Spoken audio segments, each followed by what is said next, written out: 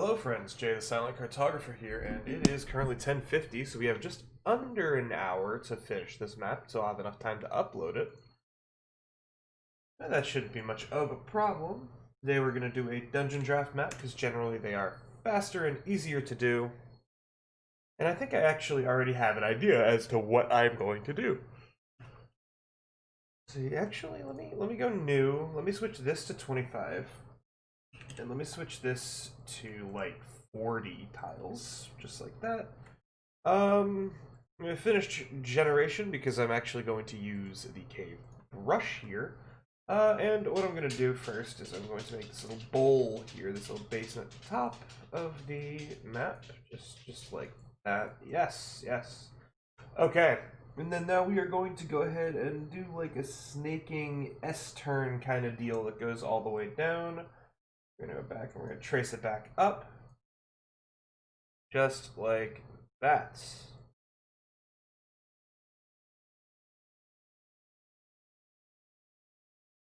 Okay, kind of want to erase, oh, that's not the erase key, that's the erase key. I kind of want to erase that and make it a little bit tighter in there.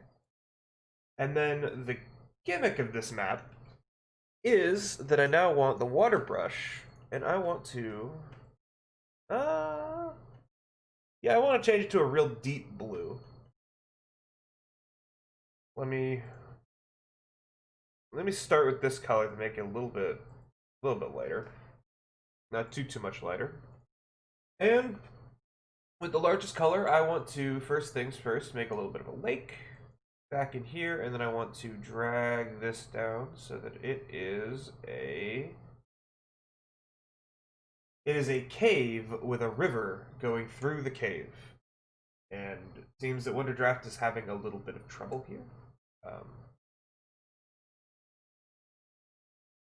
It's not making the water. Ah, there it goes. Good. We're going to kind of open the mouth of that river up a little bit here. We're going to open that up a little bit there. We're going to open that up a little bit here. Just like that. We've got something interesting going on. I want to go ahead to the terrain brush tool, and I want to change terrain dirt to maybe terrain cracked earth. No, that's still too light. Dirt might actually be the best one. Although rocky's pretty nice. Swamp would also, yeah, swamp looks pretty good for a cave background. The next thing I want to do is go to my scatter tool, and I want to grab stalactites and stalagmites, or, well, just stalactites? No, stalagmites. Mites are on the ground. I'm stupid and always get those mixed up. I want to grab my stalagmites, I want to turn off the snapping tool, and I want to load this area up with stalagmites.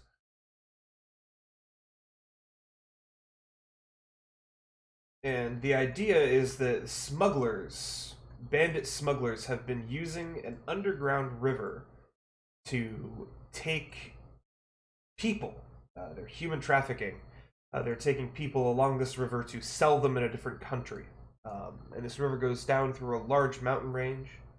So our heroes have been tasked with finding these kidnappers and bringing back the princess, or the wife or child of the person who hired them. And so they will be attempting to sneak through this canal. They follow a series of rowboats from a kidnapping, and they're very smart players, so they don't attack immediately. They tail this boat instead. They try to find their lair because they know that if they save the one girl, great. But that won't stop them from doing their dastardly deeds more. And so they must stop them at the source. And now I'm going to go under the water, and we're going to do some underground stalagmites, because these waters are a little bit deep. And also, we wanted to make it seem like these bandits know what they're doing. They have a very specific route that they have planned with this canal, and they will follow it every time. We'll go back to a user layer 1, and we're just going to put a few more things down before we're going to do what I actually want to do here. which is going to the cave brush tool, blast open. And I just want to go ahead and detonate that. And the reason I want to detonate that is because I want to go to the buildings tool and I want to create some building. So we're going to go snap to grid and we are going to make this area here into wooden floor. Yes, wooden floor. And the kind of the point is that this area down here is a front. This is a underground cavern in a town somewhere on the other side of the mountain range, and this is their kind of their hide, their storehouse. And so we're going to go to the object tool. We need some furniture. I'm sure that there's a furniture thing, yeah? No? Okay. Well, we'll start with the obvious. We need some tables. Tables, here we are. These guys would definitely not have nice tables. They would certainly just have the simple old round ones. Maybe you have like one here, maybe you have like one here. Is there like a bar? There is a bar. So maybe something like this, and then off screen up to the top. Or actually, you know what we should do? We should put the bar. We should put the bar like that. We should move things around a little bit. We should move the table here, move the table here. And then I know that the object tool, we have a ladder somewhere. I don't know. It might be under stairs. The ladder might be under stairs. It totally is. And so we are going to go ahead and give the sense that take the ladder up and there will be a trapdoor that leads up into the actual shop. I wonder if there's like a barrel. Yeah, there is a barrel thing. I should have known this from the last time that we made a tavern area or a drinking area in that in one of our previous maps, which I believe was the Knight's Temple. But there are some great barrel assets here. Then go down to food. Grab some berries, a couple of discarded wine bottles, because that's very, very underground bandit. A plate with like a fish on it or something. Bandits like fish, yeah. Maybe a carrot too. Bandits like carrots. It's something you need to know about bandits is that they love carrots. Then we're gonna go ahead to chairs, which will be under C, be right there. We're gonna grab these ratty bar stools. We're gonna go under the tables that already exist, and we are just going to go ahead and we're gonna put these down. And then we're gonna line the bar with some stools. Maybe one's pulled out really far. And then this one maybe was taken from the bar and put by that table. Maybe this one was as well. We got a broken table that's kind of like flipped over here from a fight that happened, an overturned bar stool in the corner from another fight that happened. And we've got ourselves a little bar here for the bandits to do. Now we're looking for boat. We're looking for boat because I know that there are some. Yeah, here we go. Look at that. So we've got a couple of different wooden boats kind of tucked into this alcove here. We have the one boat that is the guard's boat, and then we have the two boats that are the or you know what, actually let's grab another longboat and we'll put the other longboat kind of down here. So their plan is, and the way that they work is that one of these boats is a scout boat. So actually we're gonna have 5 boats. Yeah, we're gonna have 5 boats tied up here that the player characters can find. The first one's gonna be their scouting boat. The front and back boats are gonna be these long canoes, and those are going to be full of guards.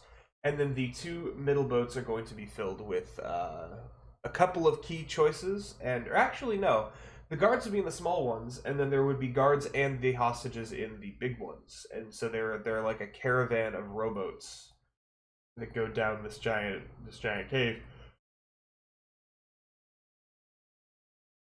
I'm trying to think of like what else we would need here.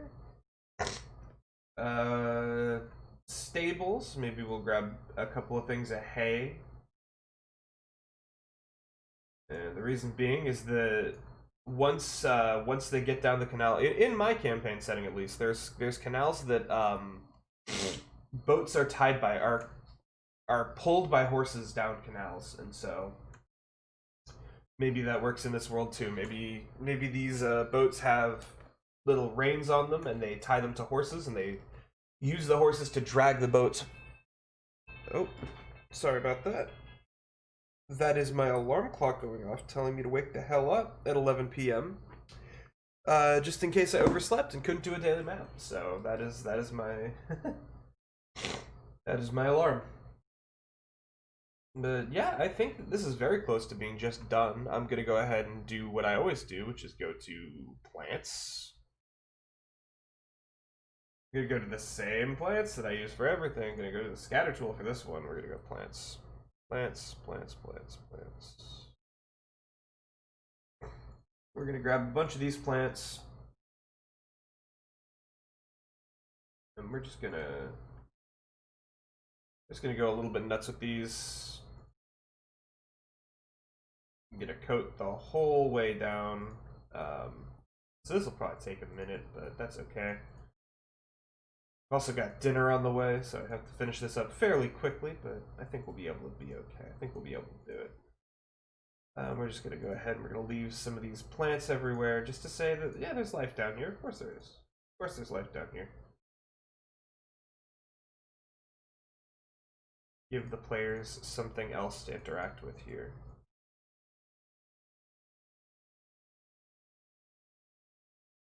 Maybe your players have speak with plants, and these plants will give them an interesting tidbit of information. Maybe that the mushrooms down here are edible. Let's go ahead and add some lily pads to the water here. Again, we're not trying to be accurate, we're not trying to be precise, because the second you start paying attention to placing something like plants down is the second that they stop looking natural and they start looking like you did it intentionally. And we don't want something to be looking like we did it intentionally, we want it to look nice and unintentional. We're now going to go to the plants tab, we're going to go right under the water. We're going to add a couple of plants underneath. Oh, can't do that one. We're going to add a couple plants underneath the water just to kind of give the illusion that there are some plants under the water. And then once we're done with this, we'll go over and we will repeat the process with mushrooms, and then we will be done. Actually, maybe we go really quickly. I want these to be more red. I don't know why there's some flowers that are here, some cave flowers. Maybe they glow a little bit. I don't know, could be interesting.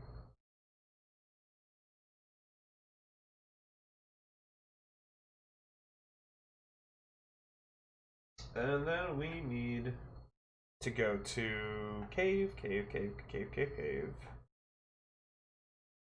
And there should be mushrooms in here, no? Is there like an M for mushroom? There is. Why is there just a mushroom tab? That's not very... Then I want to change the color of the mushrooms to something a bit wonky. I want to kind of make them like a purple. Maybe that purple's a little too intense, so maybe we drop it a little bit more towards pink, and that looks better. And so, yeah, there's these weird pink mushrooms here. There's some red flowers. There's these stalagmites that are on the ground. Then we've got our crazy bandits who are in the area. Maybe they've loosed some crazy monsters here. Maybe they have like an agreement with an ogre or something that lives in this area. Maybe they have patrols. Maybe it's just simple bandits.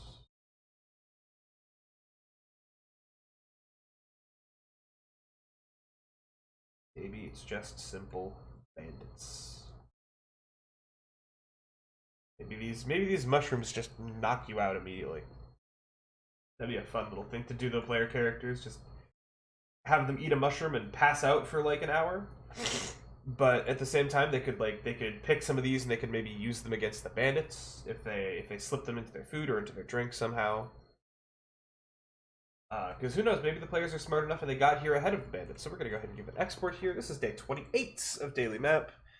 Daily map 28. Nice, simple, sweet 15-minute daily map. Very nice.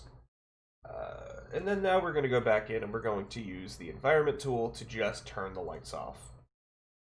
And we're going to do that by sticking to the grayscale.